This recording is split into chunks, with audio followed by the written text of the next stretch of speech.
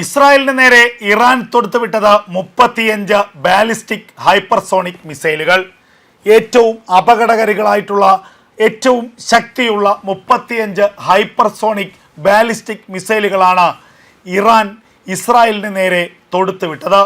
ജെറുസലേമിനെ ലക്ഷ്യമിട്ട്, ഹൈഫയെ ലക്ഷ്യമിട്ട്, ടെൽ അവീവിനെ ലക്ഷ്യമിട്ടൊക്കെയായിരുന്നു ഈ മിസൈലുകൾ ഇറാനിലെ റവല്യൂഷണറി ഗാർഡ് കോപ്സ് തൊടുത്തുവിട്ടത്. എന്നാൽ ഈ 35 മിസൈലുകളിൽ പകുതിയിലധികം എണ്ണത്തിനെ ഇസ്രായേലിൻ്റെ എയർ ഡിഫൻസ് സിസ്റ്റം കൃത്യമായി തന്നെ പ്രതിരോധിച്ചു. ചിലത് തുറന്ന പ്രദേശങ്ങളിൽ, ടെൽ അവീവിലെയും ഹൈഫയിലെയും ജെറുസലേമിലെയും തുറന്ന പ്രദേശങ്ങളിൽ വീണു. ഒരാൾക്ക് പോലും ഈ ബാലിസ്റ്റിക് മിസൈലുകളുടെ പ്രയോഗം കൊണ്ട് ഒരു പരിക്ക് പോലും പറ്റിയിട്ടില്ല എന്നുള്ളതാണ് ഇപ്പോഴും ഇസ്രായേൽ മാധ്യമങ്ങൾ നൽകുന്ന വിവരങ്ങൾ. ഇസ്രായേലിൻ്റെയും അമേരിക്കയുടെയും സംയുക്ത ആക്രമണം ഇന്ന് പുലർച്ചെ മുതലാണ് ഇറാനെതിരെ ആരംഭിച്ചത്. ഇറാൻ്റെ ആണവ പരീക്ഷണങ്ങൾ നിർത്തിവെക്കണമെന്നാവശ്യപ്പെട്ട് കഴിഞ്ഞ കുറേ ദിവസങ്ങളായി അമേരിക്കയും ഇസ്രായേലും ഇറാനുമായി ചർച്ചയിലായിരുന്നു.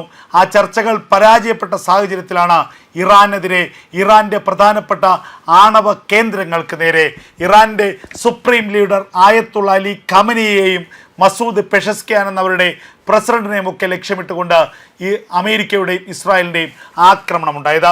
ആ ആക്രമണം ഇറാൻ്റെ ടെഹ്റാൻ അടക്കമുള്ള 5 നഗരങ്ങളിലെ പ്രധാനപ്പെട്ട ആയുധ കേന്ദ്രങ്ങൾ, ആയുധ പരിശീലന കേന്ദ്രങ്ങൾ, മിലിറ്ററിയുടെ പ്രധാനപ്പെട്ട തന്ത്രപ്രധാന കേന്ദ്രങ്ങൾ തുടങ്ങിയവയൊക്കെ തകർത്ത് തരിപ്പണമാക്കി മുന്നേറുന്ന സാഹചര്യത്തിലാണ് ഇറാൻ്റെ ഭാഗത്തു നിന്നും തിരിച്ചടിയുണ്ടായത്. ഇറാൻ്റെ ബാലിസ്റ്റിക് മിസൈൽ പ്രയോഗങ്ങൾ, ഡ്രോൺ ആക്രമണങ്ങൾ തുടങ്ങിയവ ഇസ്രായേലിന് നേരെ നിരന്തരമുണ്ടായി. കഴിഞ്ഞ 8-9 മണിക്കൂറുകൾക്കിടയിലാണ് 35 ബാലിസ്റ്റിക് ഹൈപ്പർസോണിക് മിസൈലുകൾ ഇറാൻ ഇസ്രായേലിന് നേരെ തൊടുത്തുവിട്ടത്.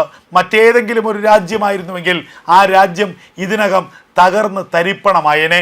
ഇസ്രായേൽ എന്ന രാജ്യം തങ്ങളുടെ വ്യോമ പ്രതിരോധ സംവിധാനം ഇത്രത്തോളം കൃത്യമാക്കിയത് കൊണ്ട് മാത്രമാണ് ആ രാജ്യത്തിന് ഒരു പോറൽ പോലും ഈ ആക്രമണത്തിലൂടെ ഏൽക്കാത്തത്.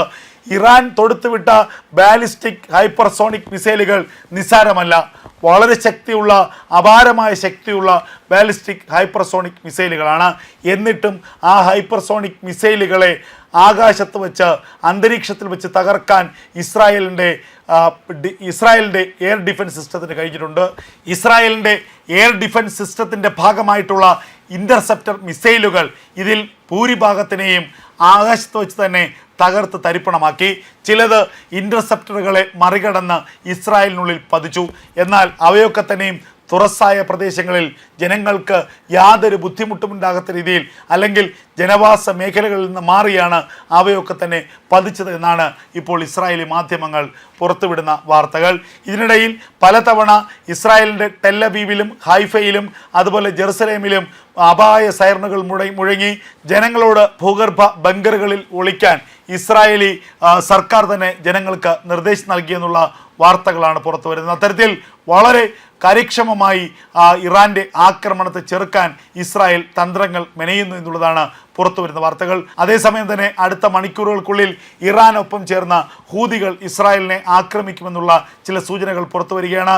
ഇന്ന് രാത്രി ഹൂതികളുടെയും ഇറാൻ്റെയും സംയുക്ത ആക്രമണം ഇസ്രായേലിന് നേരെ ഉണ്ടാകുമെന്നും ഇസ്രായേലിൻ്റെ പ്രധാനപ്പെട്ട നഗരങ്ങൾ കത്തിച്ച് ചാരമാക്കുമെന്നുമാണ് ഹൂതികളുടെ നേതാവ് ഇപ്പോൾ വെളിപ്പെടുത്തിയിരിക്കുന്നത്.